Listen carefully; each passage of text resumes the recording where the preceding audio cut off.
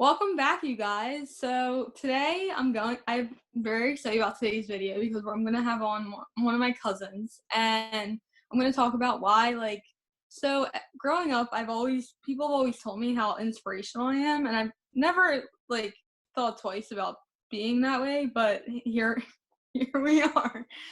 So, I'm gonna have on one of my cousins, and I'm gonna ask him a couple questions about why he thinks I'm an inspiration, what makes me so, special, I guess. It's my lucky day. It's my lucky day. It's my lucky day. Here we go. And let's welcome Todd Miller, my cousin. Hi, Lex. Hey, Todd, how are you? Good. How are you? Thanks for having me. No problem. Thank you for coming on. So, what are some things that you have been doing to keep yourself busy during this quarantine? Aren't these times crazy? What have I been doing to keep myself busy? Well, really just three things. I'm trying to be the best dad that I could possibly be. Brandon is now, what are we, the 20th? So Brandon is now 10 months old. I can't believe he's going to be one soon. It makes me so sad. It makes you sad. I feel like I feel like started that year ago. I feel like all the gray in this beard is coming just because of him. No, it's been great. I've been spending a lot of time with him. He's mobile now, so it's just been awesome. We just try to spend as much time with him as we can. And for me to be home this much is awesome because I don't typically get. You get to be there. Yeah, I get to be here quite a bit, and along with being a great dad, I'm trying to be a great husband too, and enjoy this time with Allison. And it truly is an absolute gift. I'm trying to focus on it that way. Circumstances. What is one life lesson that life has taught you? One life lesson that life has taught me. Wow. I would say the biggest lesson I've learned through my 33 and a half years on this earth is that gratitude is the key to happiness. I don't know when I heard that. Yeah, I don't know when I heard that. Thank you. I'm not sure when and where I first heard that, but it is so very true. And I think you're living proof of that, and I try to be every single day. Oh, wait, stop. That's so sweet. No, life has handed a lot of people a lot of different things, and everyone needs to realize that, but it's how you roll with it that kind of matters. What makes you the happiest in life? Great family, great friends, great food, great travel, great food. Sports. I love that.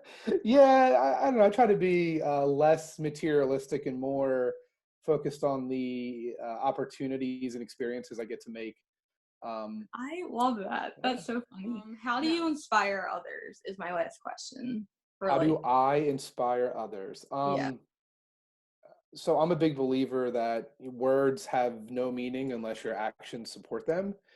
And I don't know, I try to be a good man, that's a good deep. person. I like that. Yeah, I'm glad you do, because it's easy to say, but it's not always easy to do. So I just try to be a good person, and don't forget the little things. Well, now we're gonna hop into questions about why I inspire you. Sure. So, what main qualities make someone an inspiration, quote unquote?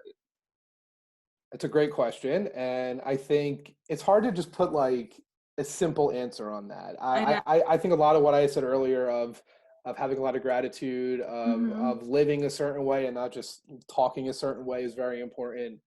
But I would say those two for sure. And then one that I have identified as I met and traveled and did everything I've done in my life is people who were true to themselves. And I think if you're going to spend your life living anybody else's life other than your own, you're wasting your time. So I think those are things that are truly inspirational. Yeah, love that. After you started dating my cousin Allison all those years ago, what was your first impression of me? All those years ago, you met me for the first time. Allison and I started dating over 5 years ago, if you can believe that. I know, it was a really long time ago. I think it was if I remember correctly, it was right after my Aunt Liz and Frank got married. So it was. That I met you. So I remember Aunt Patty had this big meet Todd party. That's right. She sure did. So what was your first impression of me? When you met me at that party? Yeah, I mean, of course, your Aunt Patty and Uncle Cobb and Allison and Emily too have told me all about their family, but there's 97 of you, so it's hard to keep track. It's kind of because we're big. I have a big family on both sides, so it's kind of fun. A lot of people. Yeah. My first impression, honestly, was how awesome it was that somebody who wasn't dealt the easiest hand at life, and Yeah. somebody who truly has to be extra mindful of certain things in a day-to-day operation, was just so nice and welcoming. And you asked me a Aw, lot of questions about myself, and you were yeah. easy to talk to. And Well, I wanted to I get thought to that was know great. you. I Yeah. love that. Oh, Todd. What is one thing I have said that has made the biggest impact on you? One thing you have said, wow. Again, I'm gonna go back to what I said earlier about your actions. It's more the actions than the words, but Mm-hmm. when you agreed to do a reading at our Oh, wedding, I thought that yeah. was pretty awesome.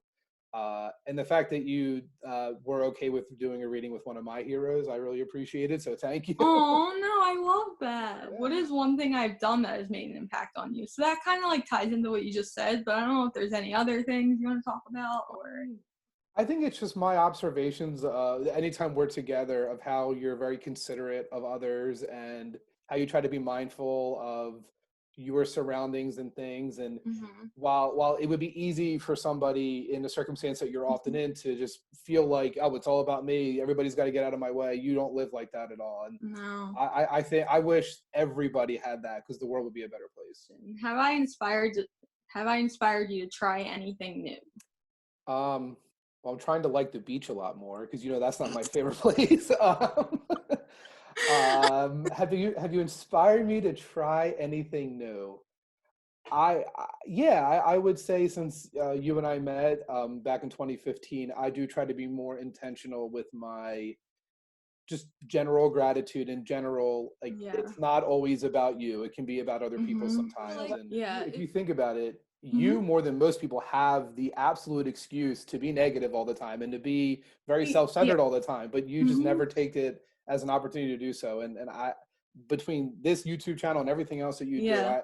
I think I hope your voice gets louder. I think it's very important. Where do you I have a question for you. Where do you Mhm. think a lot of your mindsets and attitude have come from? Probably the way I was brought up. Like from the time I think I talked about this before this series or whatever. But from the time I was like little, my parents and like diagnosed with CMT in the first place, which we all know now I don't have, but from the time I was little, like going through that diagnosis process, the one thing, believe it or not, of all the testing I had done and like everything, the only thing I remember about that time period was my mom sitting me down on my bed when we like years ago, like God, maybe like seven, almost 20 years ago. I don't know. I think I got diagnosed in like 2004 or 5.